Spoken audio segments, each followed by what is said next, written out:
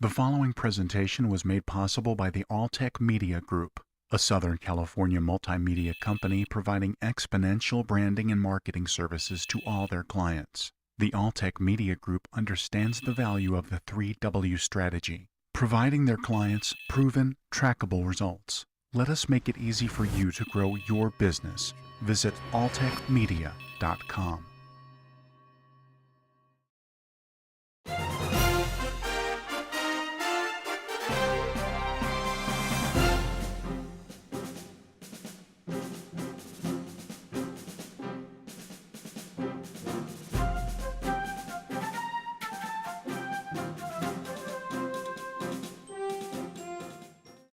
Hello, and welcome to this edition of EB5 Investment Report. I'm Amy Rios.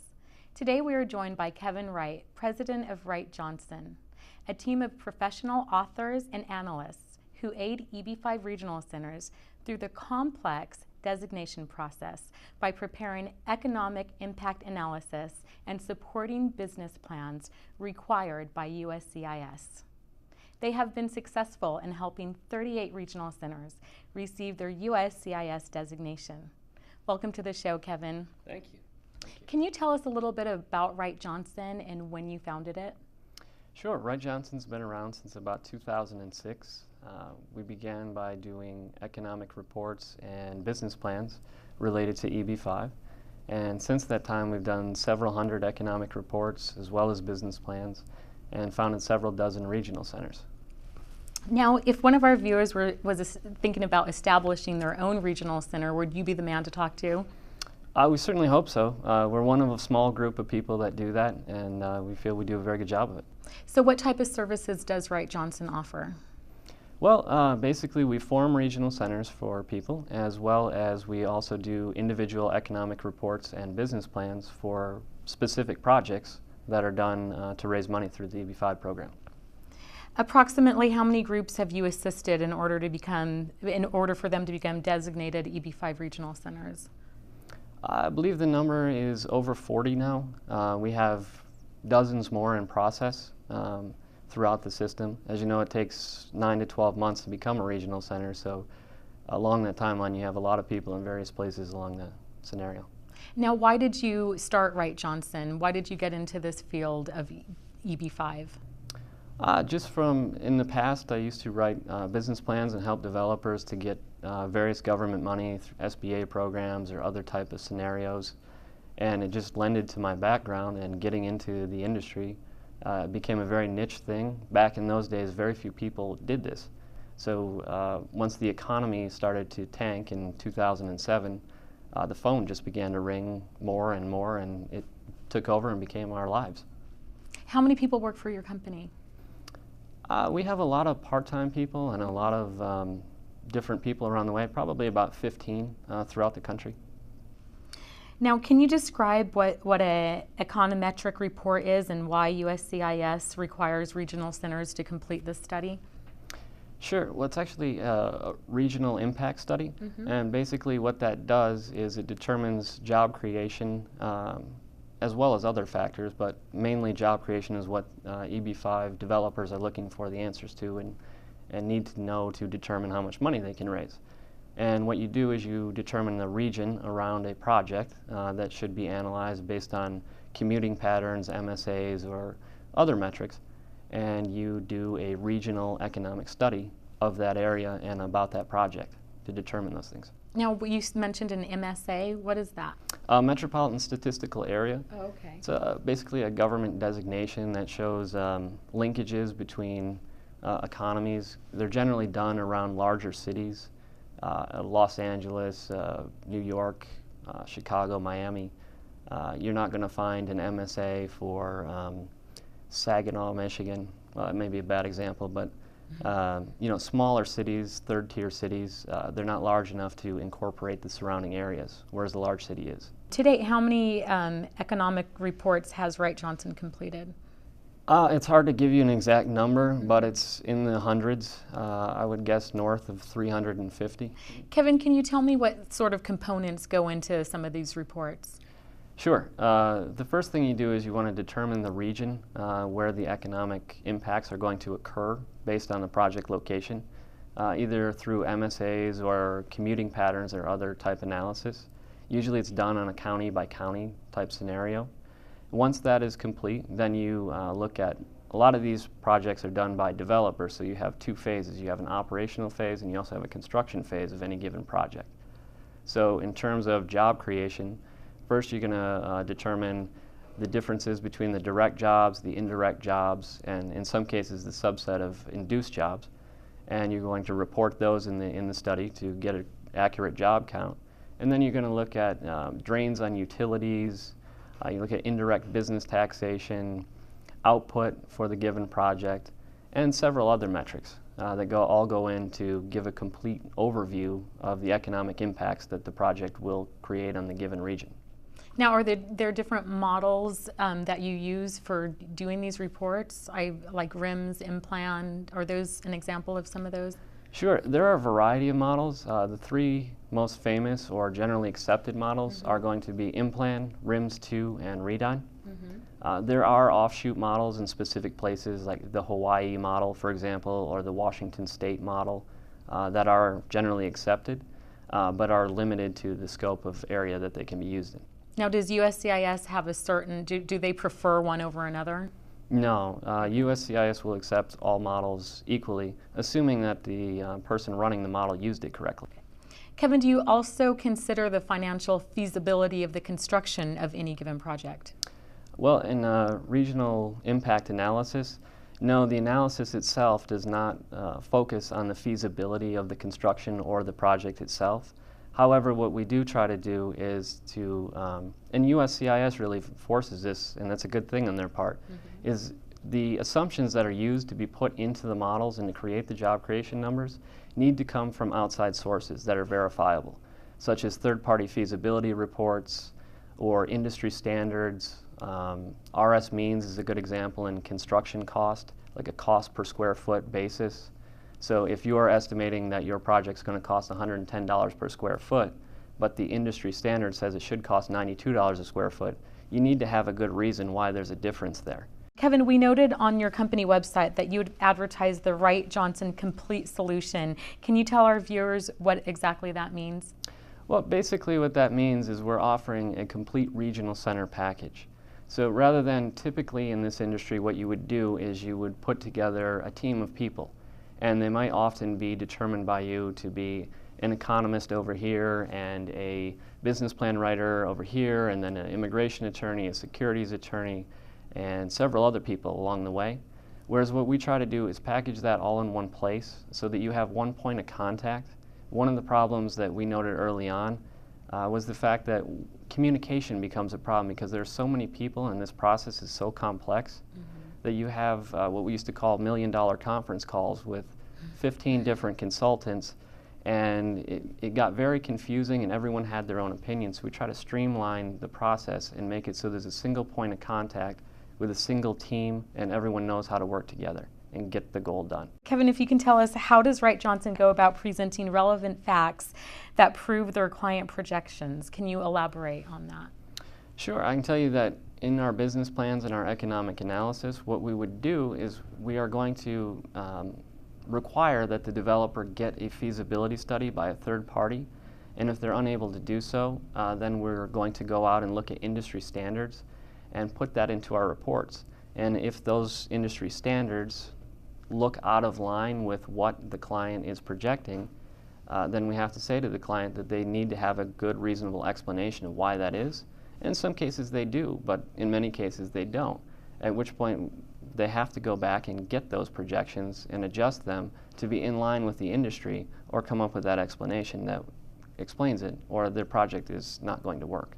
Would this be before it gets to USCIS? Are we talking like a RFE or something?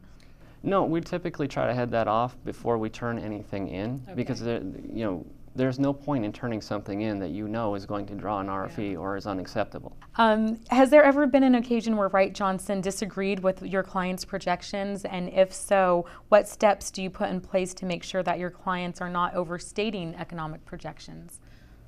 Well, basically by going out and comparing to industry standards or requiring these feasibility studies, you get a good sense of whether they're in line with the marketplace or not. Typically, I mean, there are times when we find that the client's projections don't meet industry standards and don't seem correct, where we go back to them and say, listen, this will not be accepted and we can't turn it in this way. So please go back and hire someone or a feasibility company, or look at your numbers, or present a credible explanation of why this is this. Now, for our EB5 investors, why is it important for the regional centers to not over-forecast the number of jobs that their projects may create? Well, if you overestimate the jobs that you're going to create and you don't create them, you're going to have a lot of families who you're destroying because their immigration status depends on you coming through with the number of jobs you project. Therefore, you do not want to do that. You do not want to put the people's lives and their families at risk and to be deported possibly if you do not hit your projections. What happens to the EB5 investor if the regional center does not create those forecasted jobs? Sure. Well, the EB5 investor can be placed into removal proceedings. They could be forced to leave the country. A lot of things can happen. I mean, generally, a lot of EB5 projects, and what we would recommend to all of our clients is, listen, do not use the total maximum amount of jobs you have.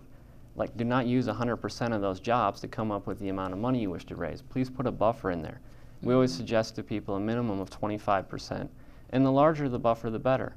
Because if you are wrong and you do make a mistake, well, that's going to affect a lot of people's lives. So you want to have a margin for error in there. Would it be accurate to tell our viewers that Wright Johnson now offers potential regional centers a complete package, including the preparation of business plans and marketing services? Well, we don't provide marketing services per se, but what we try to do is to maintain a list of those people that can help them and give them a list or a place to go, people to call that could help them. So you give them referrals? Basically, yes. Okay. How important is it for regional centers that they coordinate the information contained in the economic and business plans? Well, basically, that's very important because that's what an adjudicator is looking for, is inconsistencies and things that don't make sense, which early on in this program, I'm sure there were a lot of. You can't say that in one place the project is going to cost a certain amount and then have a cost breakdown of, let's say, 80 line items like a developer would do before they finalize a project, and then you summarize those into categories and the numbers don't match due to rounding errors or just general back-of-the-napkin type calculations. That's not a good thing. They're going to catch that and you're going to get RFE'd. So you really need to have those two things very consistent, and you need to have either the team who's preparing both documents either work very closely together or be the same team, because that's the number one thing to get caught up on and have RFEs on. Now, your website states proper research goes hand in hand with providing quality economic impact studies, document preparation, marketing, investment acquisition, and government reporting. Can you explain why research goes hand in hand with providing quality economic impact studies? Well, the research component of this project more pertains to the business plan side of things, where the requirements of Matter of Ho are that you have a complete market study and understand your marketplace as well as a competitor set. So you need to research, if you're building a hotel in Omaha, what are all the other hotels in Omaha, and of those, which ones are in your star category and your quality and your services, and why is it that you think this project is feasible based upon those, as well as the local market conditions. If local market conditions dictate that you're going to have a 40% occupancy rate, there's no reason, and the project is not feasible, to build a hotel. So these are things you need to research and understand before you move forward. Can you describe the type of marketing services Wright Johnson performs for regional centers? Well, basically, we try to keep up on what others are doing in the industry and help people to structure their projects in a way to be competitive with others. Examples would include raising 100% of the funds through the EB5 may make their project not as desirable in the marketplace as others who do not do that. And beyond that, what we would try to do is just maintain a list of people in the U.S., immigration consultants, who can more accurately help them with the marketing process. We don't directly do that, but what we try to do is to get them with people who can help them. Okay. We understand that Wright Johnson was actively involved in the EB5 marketing and promotion of the Las Vegas SLS Hotel and Casino project. Can you describe your role in that marketing, and who was your client? Well, basically, our role in that project was not as a company, not as Wright Johnson. I myself was a principal in the regional center that was used in the process, and I did spend significant amounts of time in China, I should say, working on the promotion of the SLS project as an individual. How much EB5 capital was raised for this project? Do you know? In excess of $200 million. Wow, that's a lot. Congratulations on that. It was a year of a lot of hard work by a lot of people. Many trips to China? Yes. Much congratulations to George and Joe for the efforts they put in there. Kevin, based on your direct experience in dealing with prospective EB5 investors, why, especially from China, why is it so important for them to tour the properties? Well, I mean, I think it's very important not just to tour the properties, but for investors to do due diligence on each project, to ask in-depth questions and not take developers' word that something is the way it is. There are bad actors in every industry and people who can frame things as true that may not necessarily be 100% true. And it's important that they do the good due diligence. We've seen many investors that do come and look at the property and can see that the project is there and kick the dirt and see it. I think that is important. Have you had investors tour the SLS project in Las Vegas? Yeah, many investors came to tour the project of the SLS in Las Vegas. Can you tell us about George Ekans, the principal American Dream Fund's real estate, and about his background in development and how it was working with him? George is a very professional individual and very good and has a very strong background in real estate with his family and being into commercial real estate for a profession for many years, as well as the fact that he's very good at due diligence and very good at seeking out the truth and finding the little details that really matter. And he's one of the hardest working people I've ever seen. Going over, living in China for 7 months at a time, almost year in and year out, and working with investors and seeing what they like and what they don't, and pairing them with good projects. I think he's one of the better known and best actors probably in the space. Now, do you find it helpful to potential EB5 investors that George is reported to have sold in excess of $1 billion in U.S. real estate, and why? Well, I would think that, I mean, more important to me is the amount of due diligence that he does on a given project before accepting it. Mm-hmm. I've seen and worked with them with my own company where they've asked for advice or to look at economic analysis on dozens and dozens of projects that they turn down before finding the one that turns out to be the right project and ultimately gets the investors all their green cards. Now, what are some other projects that American Dream Fund have in the works? Do you know? Can you comment on that at all? Well, I would have no idea in the future, but in the past they've also worked on the W Hotel in Hollywood, which is a very successful project and is operational today. People can go there and sit in the Delphine or the Dre's nightclub and see just how successful EB5 investment can be and how many jobs can be created. It's a very strong success story.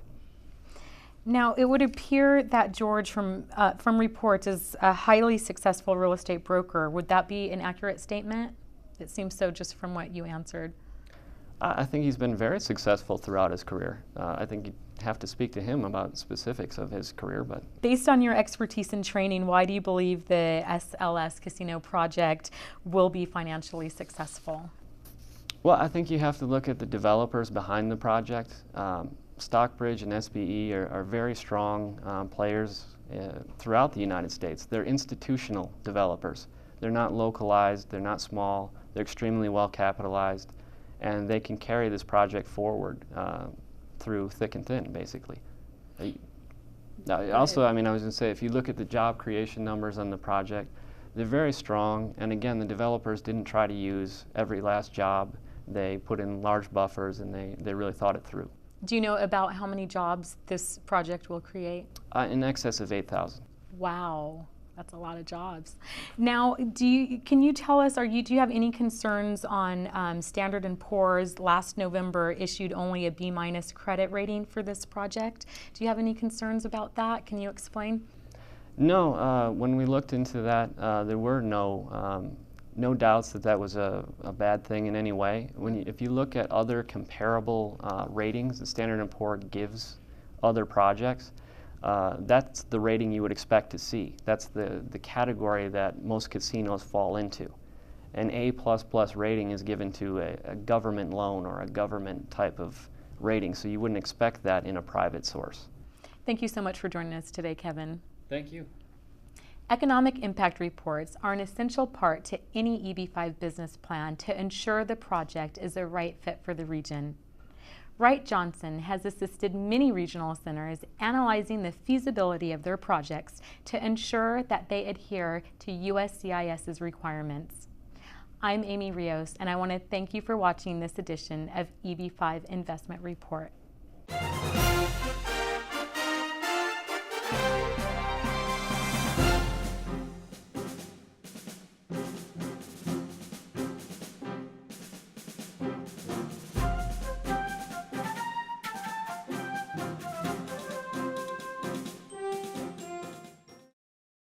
The following presentation was made possible by the Alltech Media Group, a Southern California multimedia company providing exponential branding and marketing services to all their clients. The Alltech Media Group understands the value of the 3W strategy, providing their clients proven, trackable results. Let us make it easy for you to grow your business. Visit alltechmedia.com.